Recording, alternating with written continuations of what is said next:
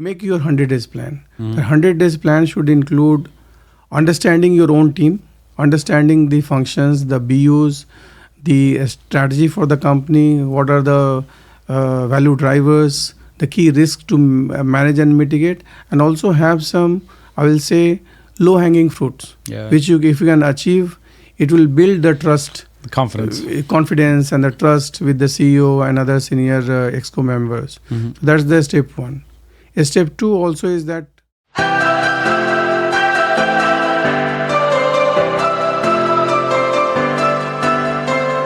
Thank you for listening to the podcast thus far. 2024, big year ahead. The one favor I would ask, if you can, if you're enjoying what you're listening to, is to press the follow and subscribe button on whatever media platform you listen to us, as it helps us grow our network and grow the podcast. So thank you and enjoy the podcast today. Hi, everyone. I'm Conor McHugh from Alchemy Search, and today I'm joined by Bikash Prasad. Bikash Prasad is the president and CFO of Olam Agri, a global agribusiness headquartered in Singapore. He is a qualified cost and management accountant from India and US, and his academic records include an award by the Finance Minister of Delhi at Vigyan Bhawan, New Delhi, for being All India Topper, Intermediate Group 2, in the examination of the Institute of Cost Accountants of India. He has over 20 years of experience in global environments and has led the group on a private placement with SALIC in a landmark US $3.5 billion equity valuation transaction, corporate restructuring, and carve-outs of the group into separate operating groups involving 250 plus subsidiaries, IPO readiness for potential dual listing and rights issue, board and SGX reporting, strategic planning, finance and digital transformation. He has received several personal recognitions, including the Commercial Leader of the Year 2023 by Tiger Hall in Singapore, CFO of the Year award in 2016 by the CFO South Africa Forum, and recognized multiple times for his leadership and execution.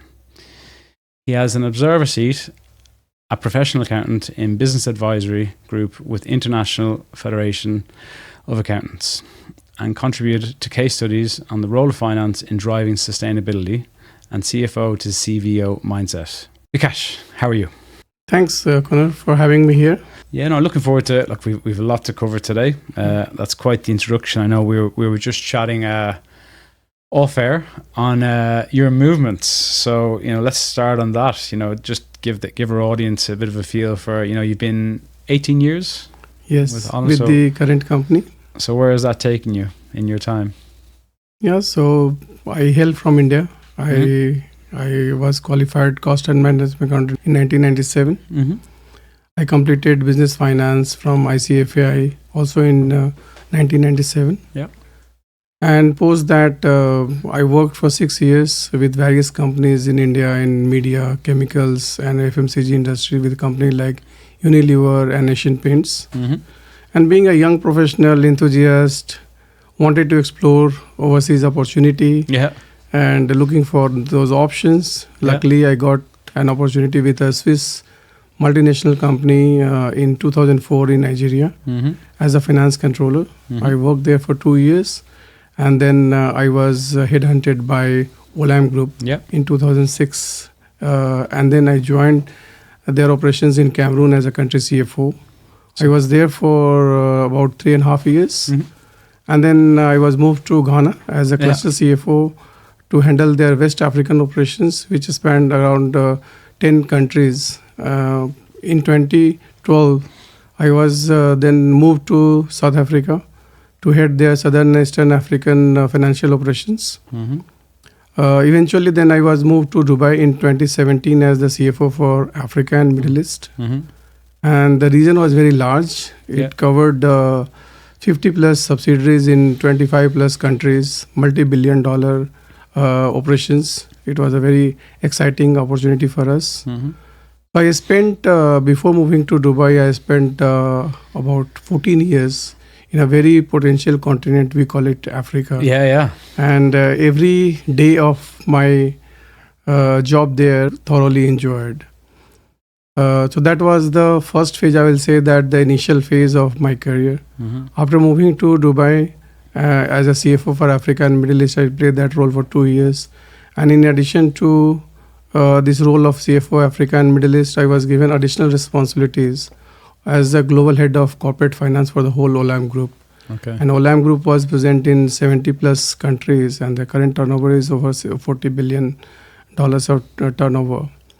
So I was heading the corporate finance for the whole group. That included the SGX reporting, handling the board audit committee meetings, the strategic planning for the group, ensuring the internal controls are in place for the group, driving the annual budgeting, business discussions. So I played that role, and then in 2020, the company decided that the Olam Group will be restructured and restructured into 2 main operating groups. Being the head of finance, corporate finance, I was given the task of leading the finance work stream for the corporate restructuring, and that also needed the separation and carve out of our 250 plus subsidiaries in 70 plus countries. So we worked on that during the peak COVID period when everybody was working from home. There was no mobility. We were not able to meet each other. But that was probably a blessing in disguise that we all could come together through virtual means, and we could drive the process. And within 11 to 12 months, we completed the corporate restructuring for the group. And there were 2 main operating groups. One was OFI, and second, Olam Agri was created.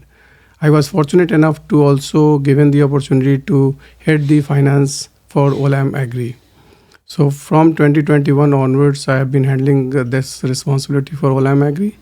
And then immediately after taking over this role, we started a private placement process. We worked with various investors in various jurisdictions, and finally we could finalize a strategic partner from Saudi, and we did a landmark $3.5 billion equity valuation deal. We closed that. We completed that deal again during the COVID period without having one physical meeting. That was an exciting milestone of my career. Post that, we also worked on IPO readiness for the group for a potential dual listing. So I think the life has been quite interesting. Busy. You've got the stamps in your passport. And then I guess one thing just to zone on there, because in UAE in the moment, IPO, everyone wants to IPO.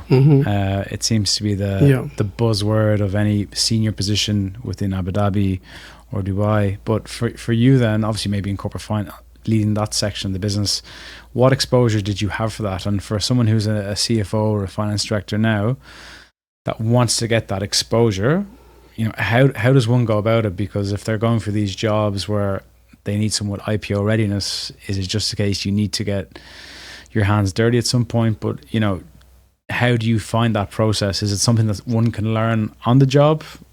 Or how would you go about it? What would be your having in hindsight, obviously?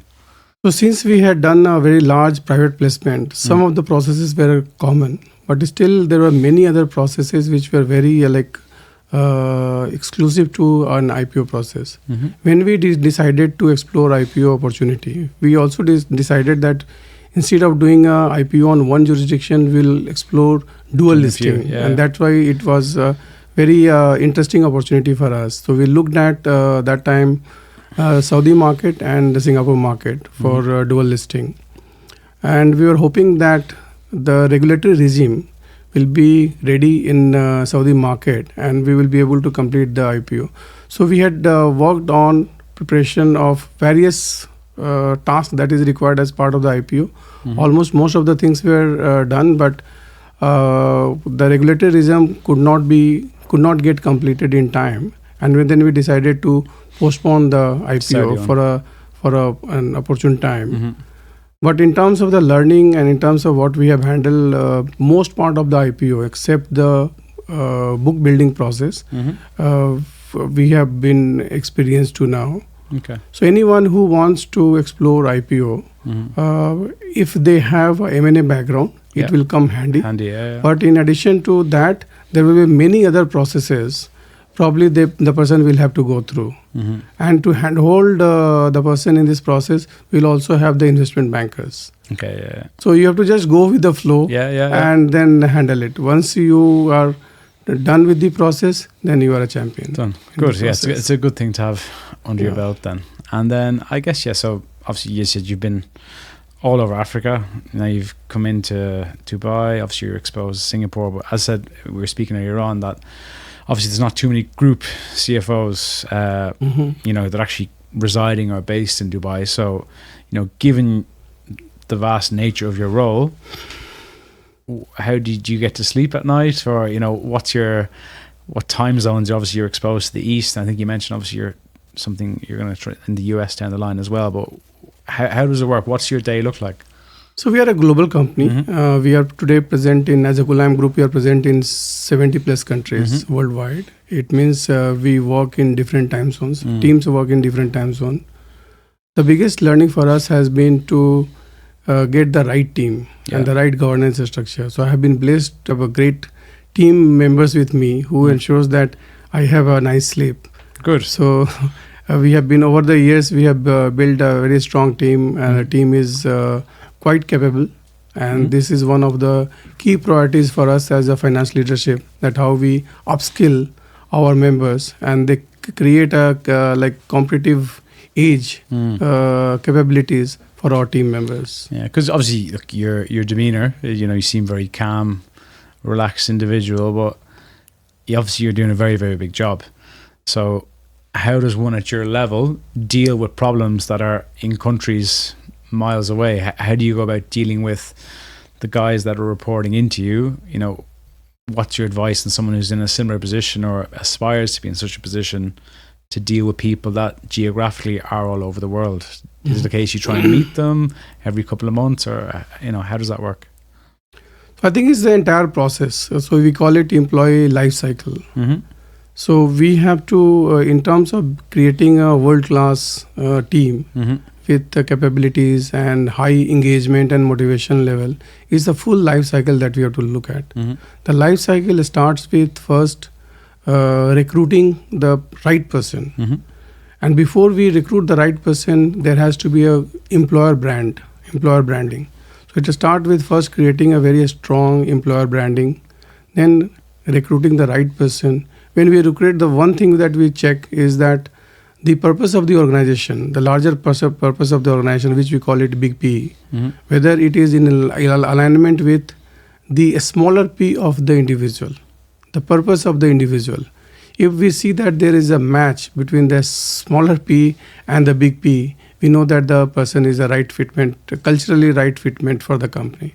Once the person is recruited, then we ensure that the onboarding is quite smooth. So before the person joins in, again, the whole onboarding program will be set. There will be a buddy which will be assigned to the person. There will be regular check-ins with the individual just to ensure that his onboarding and settling down process is happening smoothly. And once that happens, then the development process where we give opportunities to the individual. We rotate people quite frequently so that they get to different exposures, different countries, keep them engaged. And that's how we build the whole engagement process for our team. And they become more capable. And then a certain processes we also follow in terms of, I personally follow is the 24/7 open door policies. If anyone needs me anywhere in the globe, they can reach out to me for any help. And I will be available 24/7, whether it's a data entry operator in Australia or a senior finance director in Nigeria.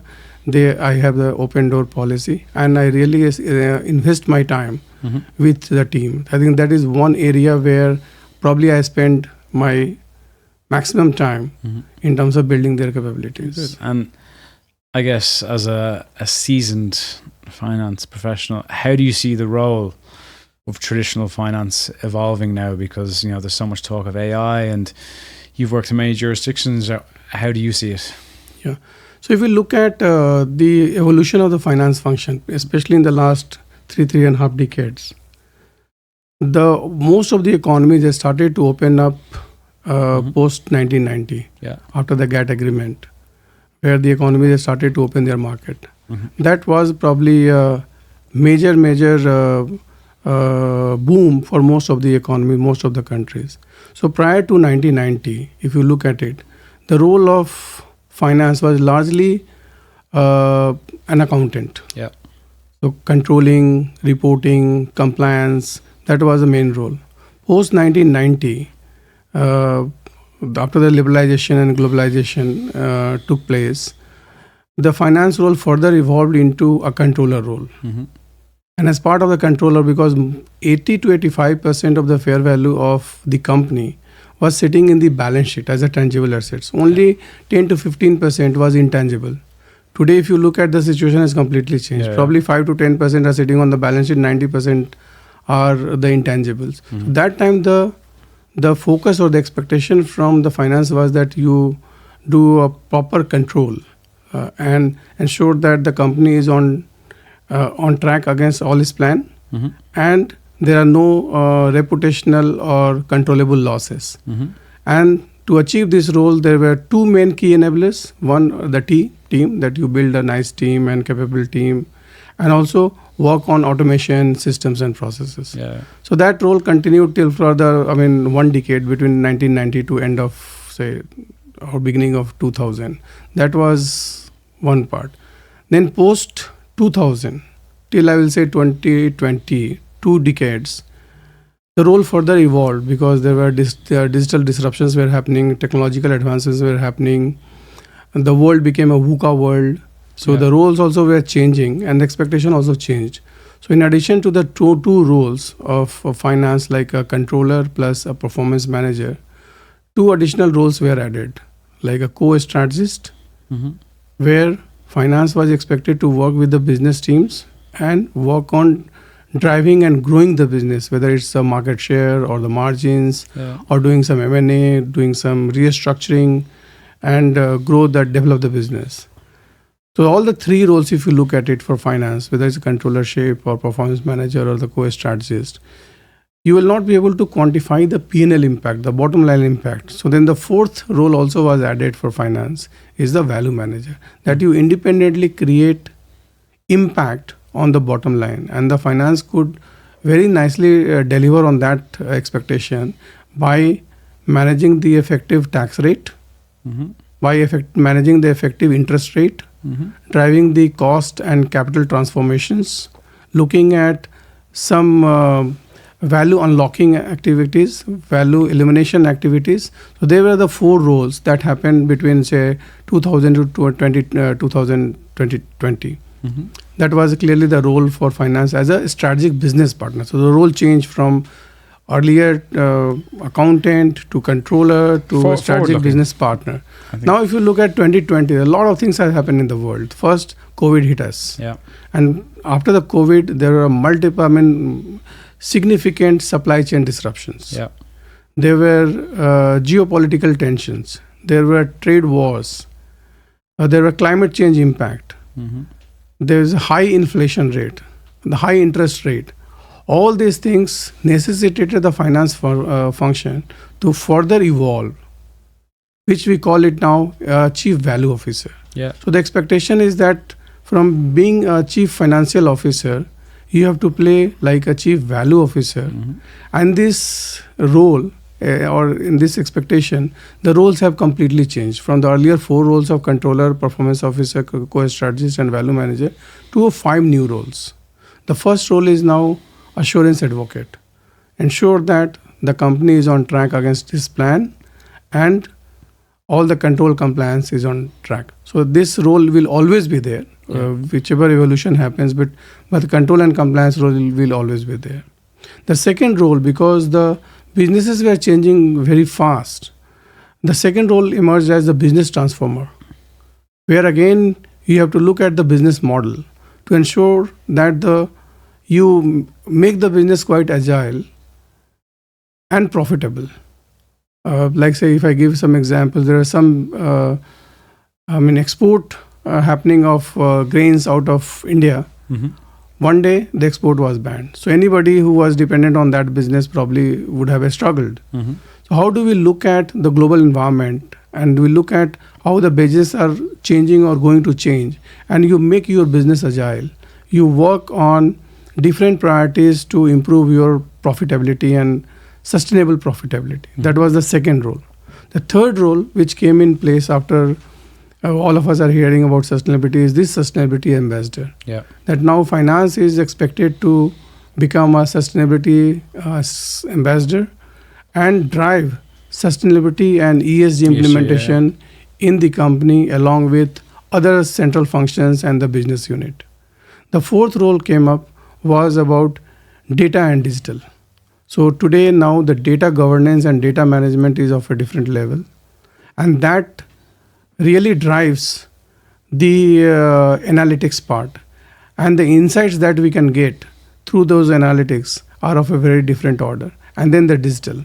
So now earlier we talked about automation, then RPA came, then machine learning, deep learning, then AI, now we are talking of Gen AI. So how finance also plays a critical role in this transformation. So that was the fourth role. And the fifth was about playing a economist role. With all these changes which is happening in the macro, with changing in the politics, all that has an impact on our businesses. So how finance also starts to understand those macros and micros and politics and start guiding and shielding our business as well. So this is the 5 new roles as part of the Chief Value Officer expectations. So it's a very different job description now for a CFO than 5-10 years ago. Yeah. Good. So I feel that 5 years down the line, the CFO title will be what's going to be in 5 years? If you have a value officer. If I put a crystal ball in front of you now, what do you foresee maybe in 5-10 years, which will be added, for CFOs? I think the role will become Chief Value Officer, and most of the mundane job, repetitive job will be gone.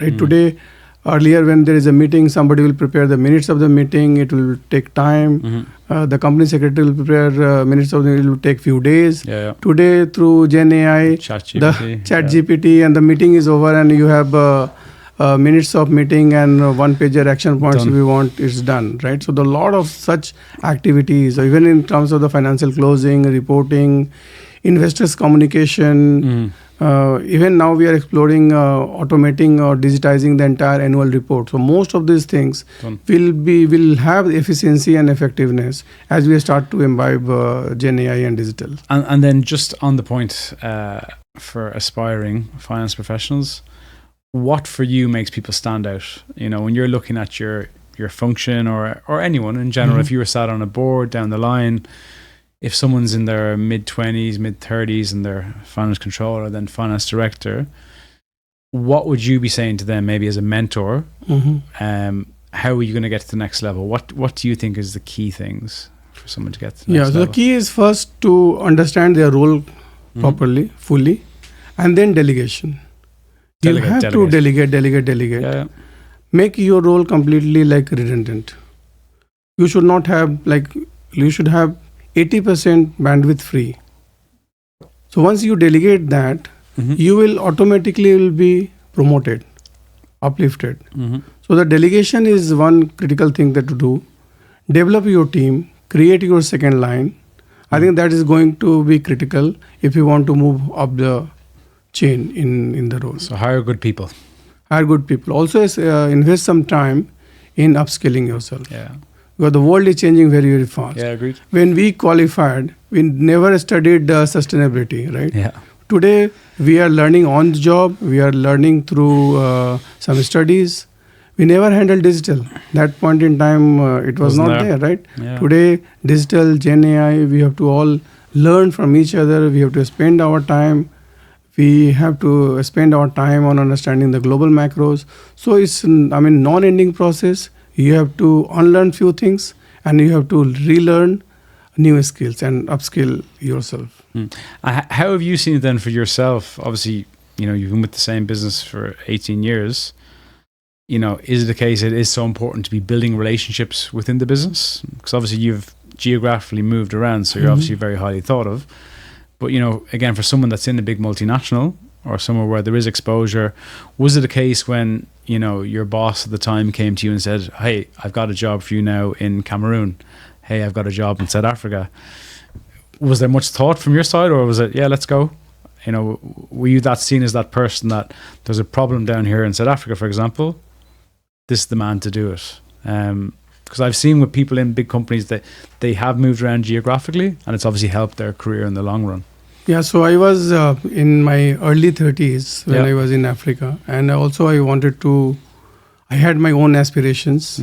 I was spending a lot of time with my team. The team was getting ready, was able to handle my responsibility. So then I was also pushing my supervisors that probably the team will be able to handle what I have been handling. Your sword. Then I think every 3.5 years, my role have been changing. So that's how probably the progression happens. The opportunities are created for everyone. When I go and replace somebody will go somewhere else. Yeah. The musical people chairs. Under me is like a musical chair. Yeah. So everybody's role will be elevated. The opportunity will be created. So if you have the aspiration, and then you have the hard work and the right attitude, I think this will happen. But the building relationship, I think, is equally important. Yeah. So when we look at now the finance roles, we talked about the different 4 roles or the 5 roles now. We also look at 3 key enablers. So in the erstwhile role or the new roles, there are 3 key enablers. The first is team. Will always be there. You have to develop your team. You have to create next-gen leaders. You have to build the pipeline of talents. That's the one enabler.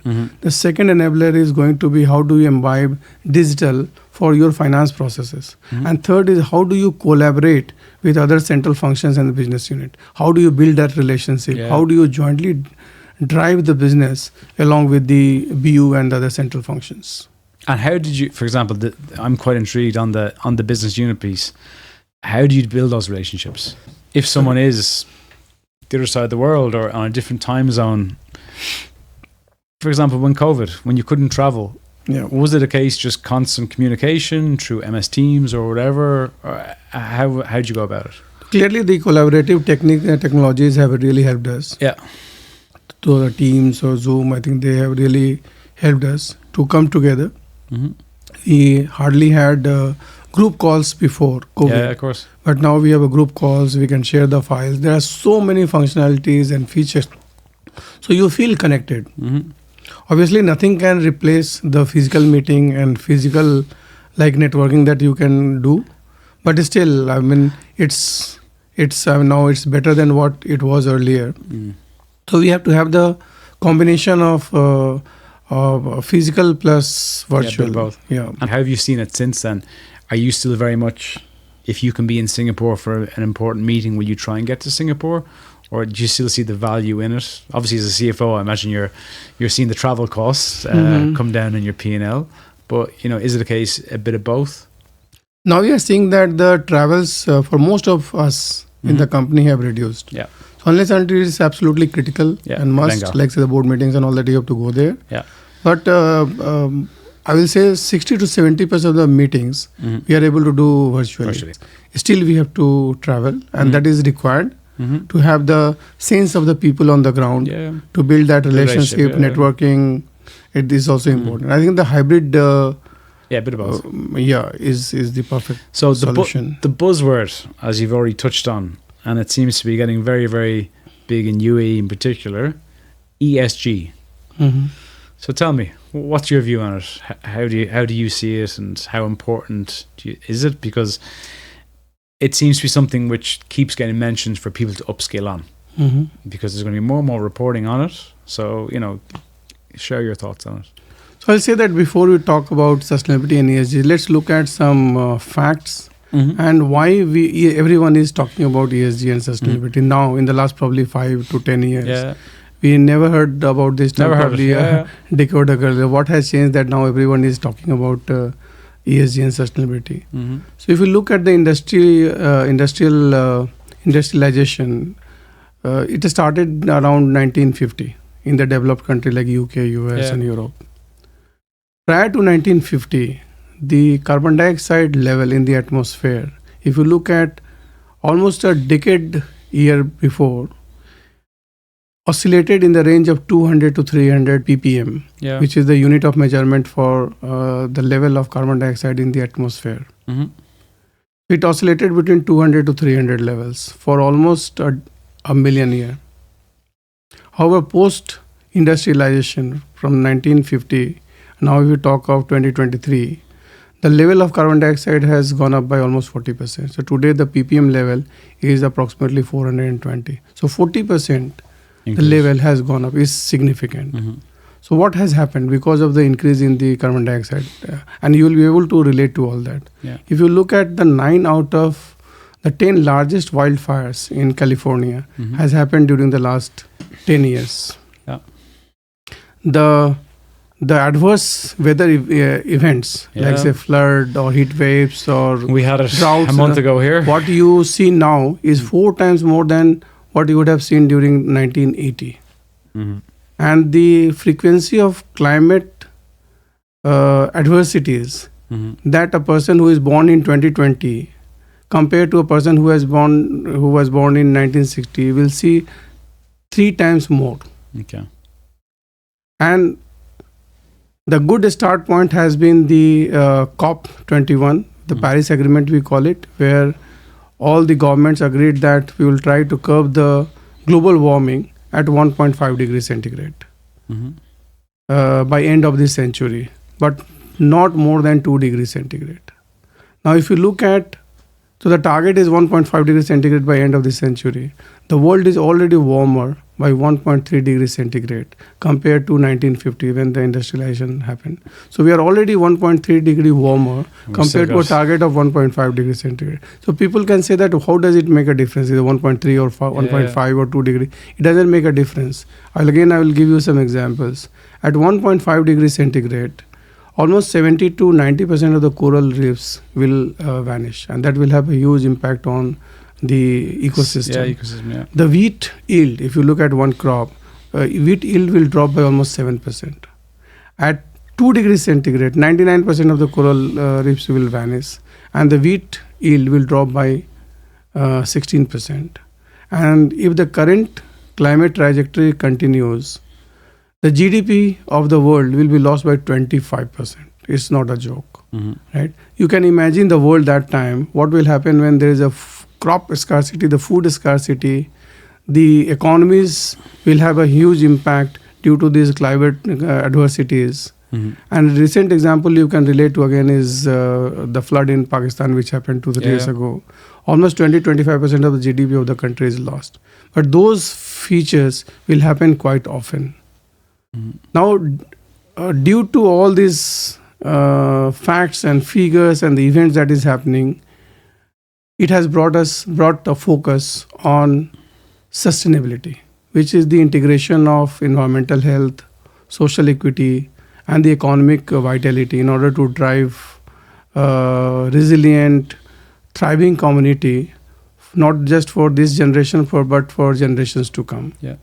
So all these changes have necessitated the need for focus on ESG and sustainability. And UAE also is taking a lead now. The last COP28, which happened in Dubai, I think it was an eye-opener and probably a landmark COP28 that we have seen compared to the earlier COPs that had happened. And 3 big decisions the government has taken, the new initiative that they have taken. First, they came up with a global stocktake that all the climate actions the governments are taking, they will do a full stocktake. They talked about creating a loss and damage fund. So there are many poor economies. They also have the impact of the climate adversity, but they are not the culprits. Culprits are other markets, the bigger ones, but they are the victims today.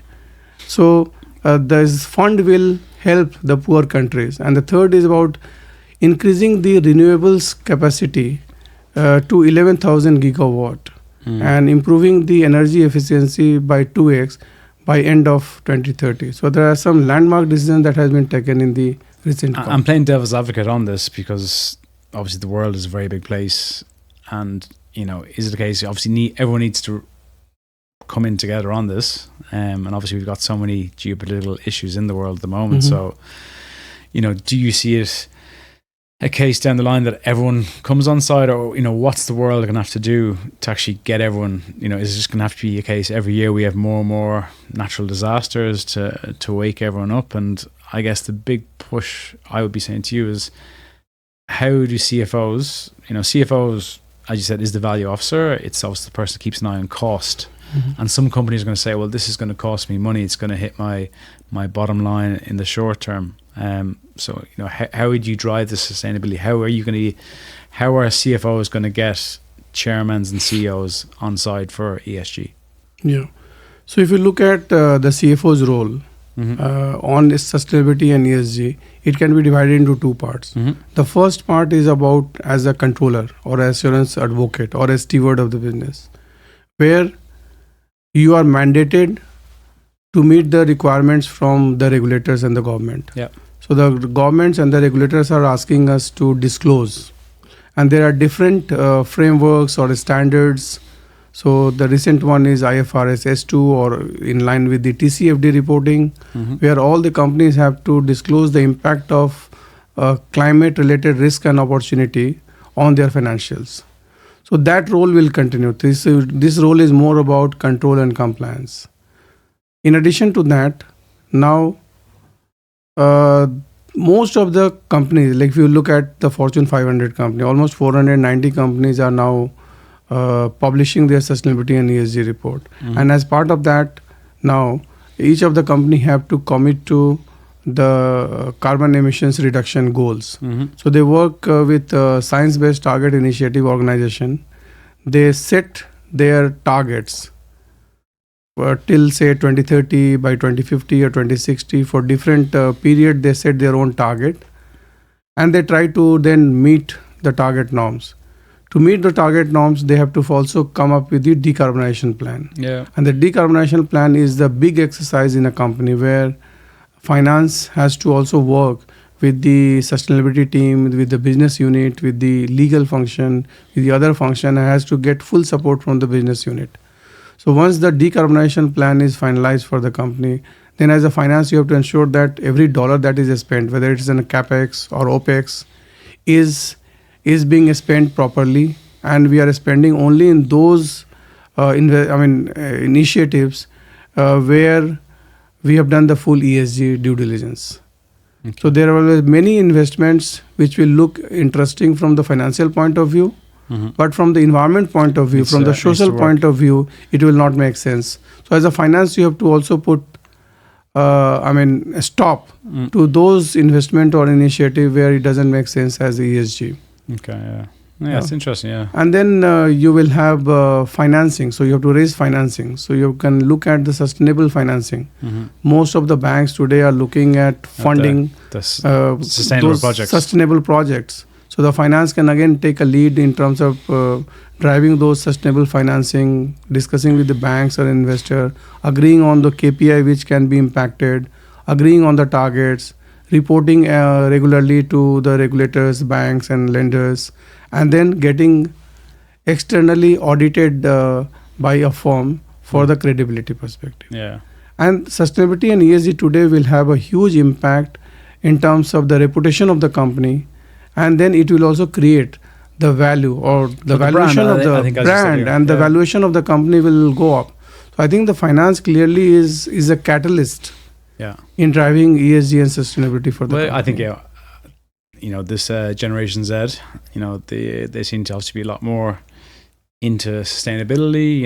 It's not all about money as much. So I think, as you said, investing in ESG and sustainability is obviously going to help the brand, which you said earlier on is going to, for people you hire down the line, that, you want these type of people, working within the business. So I guess the other big elephant in the room for finance professionals is AI and finance.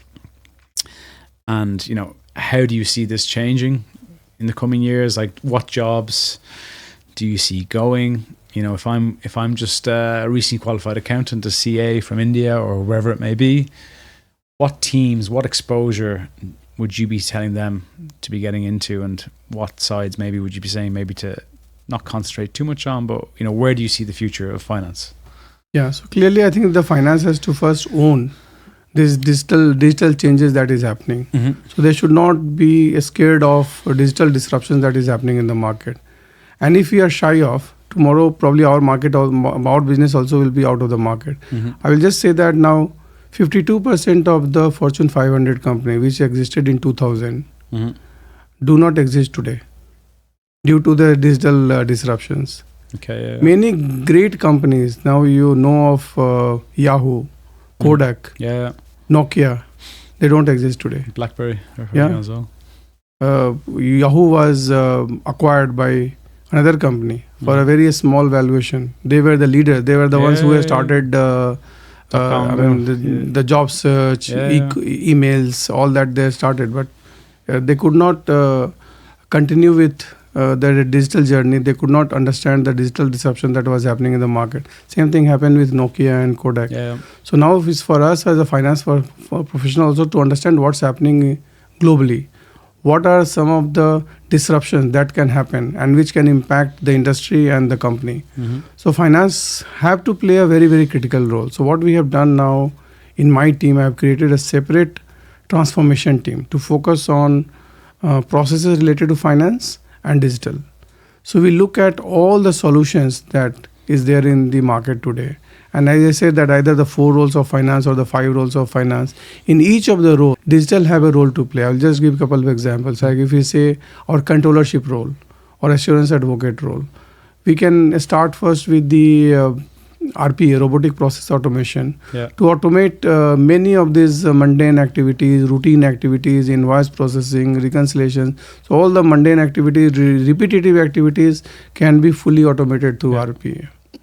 Then we can look at how we can use some of the digital solutions to improve my compliance and reporting. So there are many tools today in the market, digital solutions, which I can use and improve my statutory compliances, the tax compliances, the legal compliances. There are tools available in the market today.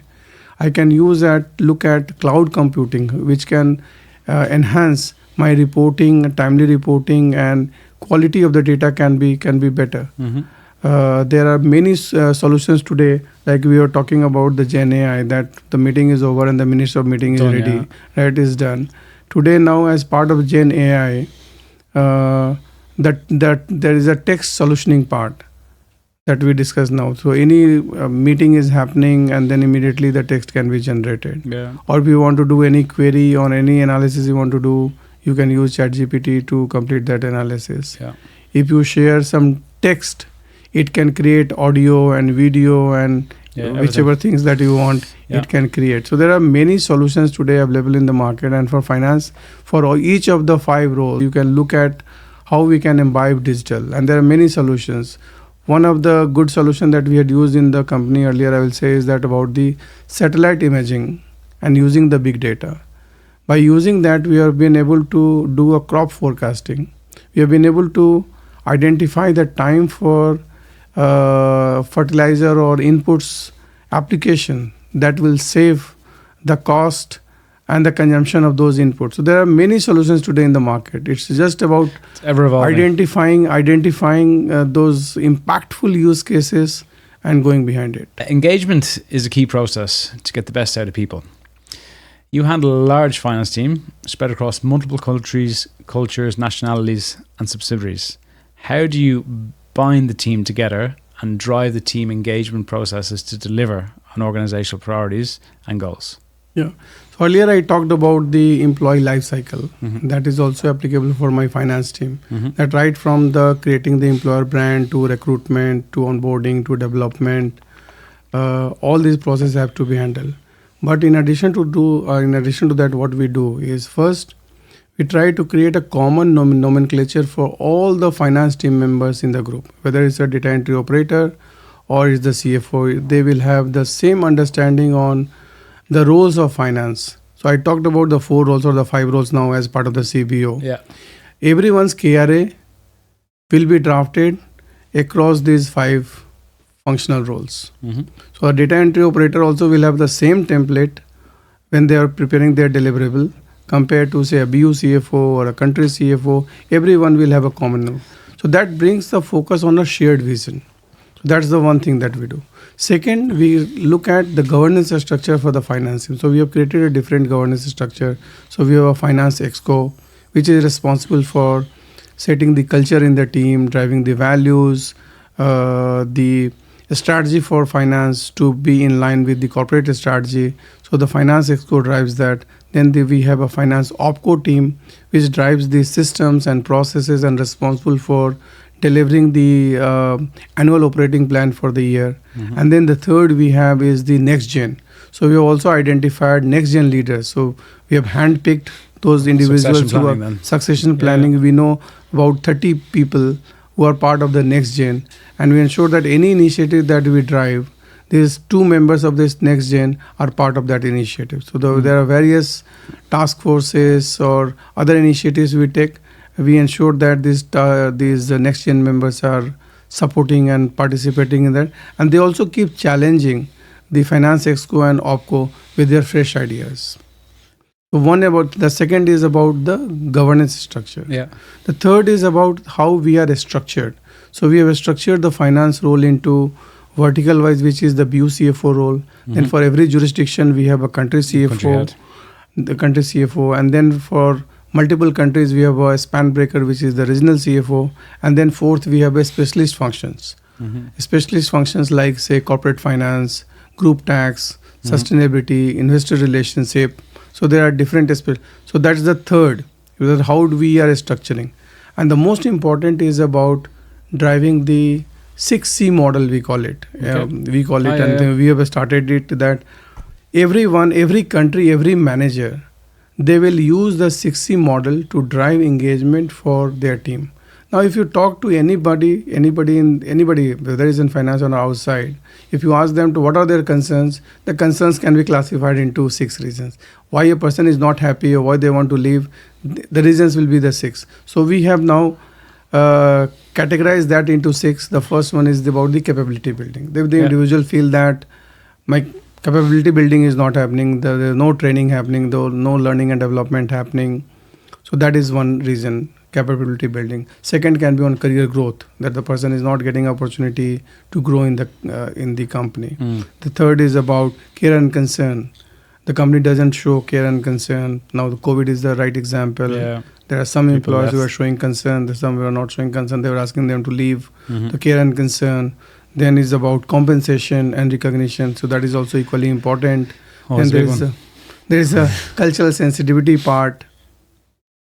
So there are the 6 C's. That's interesting. I've never heard that before.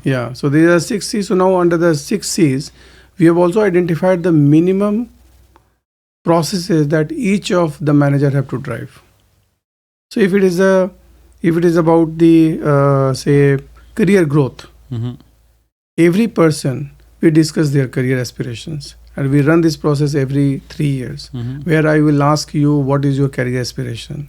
And then as a supervisor, I will know what are your strengths. If you feel that your strength is in line with your future aspiration, we'll back you up, we'll help you, we'll plan the training program. There will be some initiatives that the company will support. There will be some initiatives that the individual will take. And when the opportunity comes, we'll give you those roles. So we try to then address the individual's career through the career conversation process. So this is it's obviously a retention tactic, and I've never, because it's refreshing to hear, because effectively your staff or your team shouldn't be coming to you, resigning, and then you have to buy them back, because you're actually aware of where their challenges are. So I'm a very strong believer in Jack Welch's style of management. And Jack Welch said once that there are many like KPIs to monitor in a business. There are 1,000 plus, right? But Jack Welch used to monitor only 2 KPIs. One was customer loyalty, and second was employee engagement. He felt that if these 2 KPIs are good, the company is on a way to winning. And I am a very strong believer on that. Out of that, the employee engagement. So in whichever country I have been, whichever roles I have played, my target is always to have 85% plus EPS score, Employee Perception Survey score. If I know that my team is engaged, motivated, with a score of 85 plus, I think rest all is a byproduct. They're not speaking this functional delivery will happen, my controls will be in place, the business partnering will happen, all the other things will happen. So the key is that how do we engage our employee, keep them motivated, trained, Rest all will happen. And with that, then how do they keep you for so long? Obviously, you've been there 18 years, sorry. Mhm. I imagine at some points you've been approached by headhunters, Yes. other people with opportunities. Yeah. How do they keep you? Do they go through the 6 E's and say, where were you? Where was the things lacking from your side? So just intrigued to know, how you've stayed I'll say there. that there is a DNA of the company where there's a lot of focus on human assets. So right from our CEO, they believe in human assets first. Yeah. They know that human assets are the most critical assets. Agreed. Yes. And probably I have also learned it from my seniors, from my supervisors. And this is what also I try to do for my teams. Okay, good. So what I have done for my team, my seniors also do the same for me. So do you see yourself very different now compared to 10 years ago when you were maybe leading a function in Africa? Yeah. Have you seen your personality, or if we got someone from your team right now, walked into a room and someone from your team 10 years ago who was reporting into you, would they give us the same feedback on your personality, your demeanor? Do you think anything's changed from yourself personally? Few things are still common. So if you approach my team members, they will say that still I like multitasking. Yeah. I set stretched targets and go behind it. So I think that feedback will not change. You push them. Probably what I feel that myself, if I reflect on, is about the bigger picture. Yeah. Now being in this position, now I'm able to understand the bigger picture. Yeah. 10 years ago, probably I was... Don't sweat the small stuff. Yeah. So it's more like a micro, and going into those smaller things as well. Yeah. But probably that was required at that point in time. But as you said, delegate. Yes. No, that's the key. That's the key. Yeah, that's good. That's good. And then I guess the final sort of question from my end then is, for someone who's listening to this today, who's finance director, or even a regional CFO, what guidance would you be trying to give them in taking up a new role? Yeah, so I'll just share what probably I did in this role. Yeah, good. It's a real-time example. I also came from a country CFO role in Cameroon to now in Olam Agri. First you should make your own 100 days plan. When you take up a new role, or it can be in an existing company or it can be a completely new company, you should just come up with a 100 days plan. You should discuss that with your team. You should discuss with the HR. You should discuss with other key stakeholders and make your 100 days plan. The 100 days plan should include understanding your own team, understanding the functions, the BUs, the strategy for the company, what are the value drivers, the key risks to manage and mitigate, and also have some, I will say, low-hanging fruits, which if you can achieve, it will build the trust. The confidence and the trust with the CEO and other senior ExCo members. So that's the step one. Step two also is that bring full alignment with your CEO on your finance strategy or finance goal, finance vision and deliverable for your short term, mid term and long term. So take feedback from your supervisors, ensure that your finance vision or the deliverables are fully aligned with their expectation, and there has to be regular check-ins. The third I will say is about challenging the status quo. When you get into a new role, don't take it as granted. First, spend few months to understand, but just look at it from a different perspective. That can this role be done differently? Can this role be done more efficiently, better? Can I create some different value? So challenge always the status quo. And fourth I will say is about agree to disagree. Sometimes it's okay to disagree with your supervisors or the CEO. You can bring in completely different perspective. So so it can be a healthy discussion, right? And you should go with full preparation with the data and the facts. But if suppose somebody comes with a superior logic, then you should also accept it. Exactly. And the fifth and the last I will say is also about developing yourself, developing your soft skills Yeah. when you interact with your external stakeholders or the internal stakeholders. In these roles, you will be interacting with the board, with the shareholders, Yeah. with the banks, regulators. Internally, you will be interacting with the CEO, EXCO, BU heads. Yeah. So how do you be more assertive? Yeah. How you look at your communications? I think that is going to be Humble, yeah, 'cause extremely I think key. the big thing I've picked up from doing these conversations is it is all about people's opinion of you when you leave the room. Yeah. That's the Yes. for me. That's the leaders I've spoken to, met in my time. It's what people say about them when they're not in the room. Because when the boss is in the room, everyone says they're great, but it's more when they leave the room. So Yeah. I guess Bikash, thank you for coming in today. We're gonna finish on a few lighter questions to end our conversation. So the first one, to get to know you a bit better, if you had 24 hours left in the world, how would you spend it and where? So my biggest strength or weakness, if I have to look at, is my family. Yeah. So if I get my last 24 hours, I would definitely like to spend that time with my family, to just express my gratitude to my friends and family, I will say. Yeah. I will definitely like to express my gratitude for all the help, support they have extended to me during my lifetime. Yeah. I would also try to see that I donate my key organs, which can be helpful for some needy person. Yeah. I think these are the two things that I will do in good. my last 24 It's hours. a lot better than me anyway, so good. And then I guess one line I always like to ask is, what's the one quote or line that you've read that changed your perspective in life? Anything that's Bad decisions are better than confusion. What, sorry? Bad decisions Yeah. are better than confusion. Many a time we don't decide because we are confused. Mm-hmm. What I have practiced, and I also ask my team, that you take decisions. Even if it is bad, you take the decision and go ahead. And if it is a bad, then try to make it right. Mm-hmm. And I am very inspired with Tatas in India. Mm-hmm. Many of he also comes with a similar philosophy. That when he acquires businesses, even if it is a non-performing business, he says that the business has been now acquired. Now we have to make it workable and we have to make it profitable. So we should not regret about some of the decision. Okay, we can take a learning from it. We should ensure that we don't make the same mistakes again. But if you have taken a decision, just go ahead and just see that how do we double down.